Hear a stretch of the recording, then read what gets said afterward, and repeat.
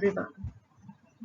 Most of us are aware of the fact that Mycobacterium tuberculosis is the causative agent of the disease tuberculosis.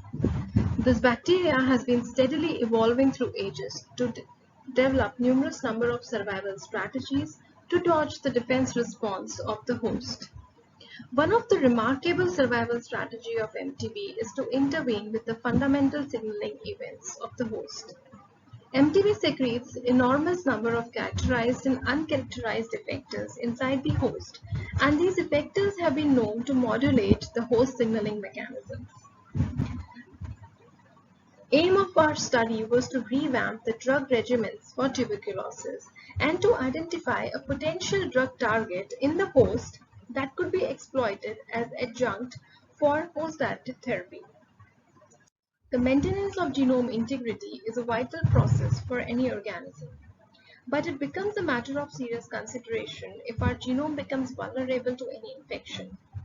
Our study discovers that MTB infection causes the deleterious double-strand breaks to the host DNA, and the factors that cause this damage are the ones which are specifically secreted through SECA2 pathway in MTB. Host cell to deal with this damage activates a specific DNA damage response in order to rectify the damage.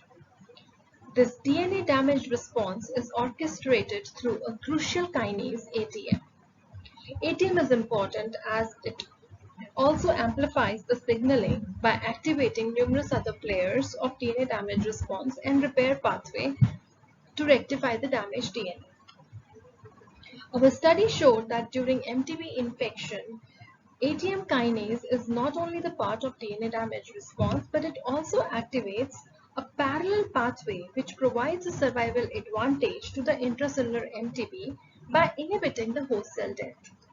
When we treated MTB infected cells with a specific ATM inhibitor, it significantly reduced the MTB survival inside the host. We validated our ex vivo findings through mice experiments as well. Mice infected with MTB were treated with a combination of isoniazid, which is a first-line drug of TB, and ATM inhibitor. This combination showed a better clearance of MTB inside the mice as compared to the treatment of isoniazid alone. This suggested that ATM inhibitor can be used as a potential host-directed adjunct therapy for TB. To have a better mechanistic understanding of our study, you can go through a research article which recently got published in eLife. Thank you.